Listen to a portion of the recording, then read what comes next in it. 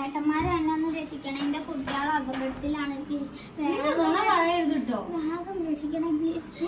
അറിയാം വേഗം രക്ഷിക്കണം. സത്യം ഈ തന്നപ്പോ